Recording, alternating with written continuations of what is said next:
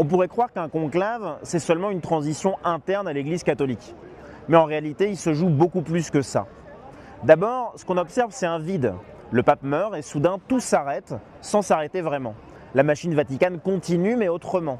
On voit apparaître ses équilibres, ses tensions. Le conclave, c'est pas seulement l'élection d'un homme, c'est un révélateur. C'est un moment où l'institution se regarde elle-même, où elle mesure son état, ses fragilités, où elle définit ses priorités. Et puis ensuite, il y a le monde qui entre dans la place. Tous les chefs d'État qui viennent sur cette place derrière. Les cardinaux ne se choisissent pas un pape dans l'abstrait. Ils le font dans un contexte historique précis. Guerre, montée des nationalismes, trumpisme, retour du religieux dans la politique, recomposition des puissances. Derrière les discours sur la mission, la synodalité, il y a une carte du monde. Et puis, il y a quelque chose de plus humain. L'attente, les silences, les gestes, des signes minuscules. C'est tout cela que j'ai voulu raconter dans ce livre en 3 parties. La mort, l'attente, le choix. Ce n'est pas simplement l'histoire d'une succession. C'est vraiment un moment où, en choisissant un pape, l'Église révèle aussi quelque chose de l'époque. En mai 2025, élire pour la première fois un pape états-unien n'était pas un geste neutre.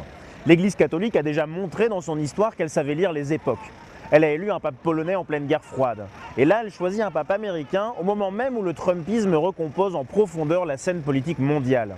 Ce décalage apparent est justement ce qui rend le choix si fort. Bien sûr, on aurait tort de réduire cela à une question de nationalité. Le vrai sujet, c'est que cette élection oblige l'Église à se mesurer de l'intérieur à la puissance la plus structurante du moment. Aux États-Unis, le christianisme est devenu pour certains un instrument politique, identitaire, parfois guerrier. Ce que j'essaie de montrer dans ce livre, Géopolitique d'un conclave, c'est que ce conclave se déroule dans ce contexte-là, dans une concurrence entre plusieurs usages de Dieu. Autrement dit, ce conclave ne mettait pas seulement aux prises des cardinaux, il mettait en présence des visions du monde, des manières de penser l'autorité, la vérité, la liberté, l'universel. C'est pour ça qu'à mes yeux, ce changement de pape ne concernait pas seulement l'Église. Il nous parle aussi de l'état du monde. Couvrir un conclave quand on est journaliste, c'est un travail très étrange, parce que l'on couvre une élection sans candidat déclaré, sans programmes écrits, sans porte-parole, et sans un accès facile à ces cardinaux qui ont prêté serment de garder le secret. Au fond, couvrir un conclave, c'est travailler dans un mélange de manque, mais aussi de saturation. Car le Vatican publie énormément. Discours, bulletins, homélies, décrets, petites phrases en interview, signaux semi-officiels. Et en même temps, l'essentiel de la décision se prépare dans le silence. Le travail, c'est donc pas seulement d'obtenir des informations secrètes, c'est aussi de trier, de hiérarchiser, de comprendre ce qui compte vraiment. Pour la Croix, mon travail a d'abord été de tout lire, mais aussi de sentir ce que ce moment disait de l'Église et du monde. Écouter les cardinaux, observer les gestes, repérer les micro-détails et accepter parfois que l'un de ces micro-détails éclaire mieux la scène qu'une grande analyse ou un grand discours. Dans ce livre, Géopolitique d'un conclave, je raconte tout cela à partir de scènes très concrètes et que j'ai essayé de décrire le plus minutieusement possible. Parce qu'un conclave, ce n'est pas seulement une bataille de noms, c'est aussi une bataille d'interprétation. Et le travail du journaliste dans un moment comme celui-là, c'est de comprendre ce qui se joue, d'essayer de voir juste, sans jamais prétendre tout voir. Entre François et Léon XIV, je dirais qu'il n'y a eu ni rupture franche, ni simple prolongation.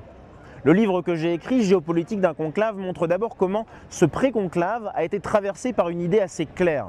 Plusieurs réformes de François devaient continuer. Les cardinaux ont réaffirmé l'importance de la lutte contre les violences sexuelles, de la transparence économique au Vatican, de la réforme de la curie, de la synodalité, la grande réforme de l'Argentin, mais aussi de la préservation du climat. Donc non, on n'est pas dans un effacement pur et simple de François. Mais Léon XIV n'est pas François. Il arrive avec son style, avec ses codes, avec sa manière d'habiter la fonction. Il y a ce moment très parlant au balcon, le jour de son élection. Certains signes de tradition, notamment vestimentaires, reviennent. La mosette par exemple, mais pas tous. La tradition revient, oui, mais elle n'efface pas l'empreinte du pontificat précédent. C'est pour cela que je me méfie des lectures binaires. Un conclave, son sujet, c'est pas de trancher entre deux lignes idéologiques. Je pense qu'il désigne plutôt une manière de tenir ensemble des différences, des fragments du monde, de l'Église, des attentes parfois contradictoires et des fidélités partielles. La bonne question, finalement, c'est peut-être pas rupture ou continuité. Peut-être que c'est maintenant comment Léon XIV essaie-t-il aujourd'hui de reprendre un héritage, celui de François, mais sans limiter, dans un monde qui a déjà changé. On se demande parfois à quoi sert le Saint-Siège, à quoi servent ces appels à la paix. Je crois qu'il faut répondre avec modestie. Le Vatican n'est pas une grande puissance au sens classique. Il n'a ni armée conventionnelle, ni économie comparable à celle d'un grand État. Mais il reste une puissance symbolique. Dans le livre que je viens d'écrire, Géopolitique d'un conclave, je rappelle que la papauté a pu être, à l'époque contemporaine, une forme de contrepoids à la puissance des États. Elle oppose aux logiques de la force une autre langue, celle de la dignité humaine, de la limite, de l'universel, de la paix. Cela ne suffit peut-être pas dans l'immédiat à arrêter une guerre, mais cela compte dans la bataille des récits qui sous-tendent les conflits, et parfois dans l'ouverture de canaux diplomatiques. On imagine volontiers le conclave comme un monde fermé, retranché derrière les murs du Vatican. Mais les cardinaux n'entrent pas dans la chapelle Sixtine en laissant le monde dehors. Ils y entrent avec les guerres, les fractures, les crispations du moment. Le conclave se tient à huis clos, certes, mais sous la pression de l'histoire. Et la vraie question est peut-être la suivante. Dans un monde aujourd'hui saturé de rapports de force, y a-t-il encore un espace pour une parole qui ne parle ni au nom d'une entreprise ou d'un empire? Le Vatican essaie d'occuper cet espace. Et l'élection d'un pape, dans ce contexte, revient aussi à choisir une manière de le faire.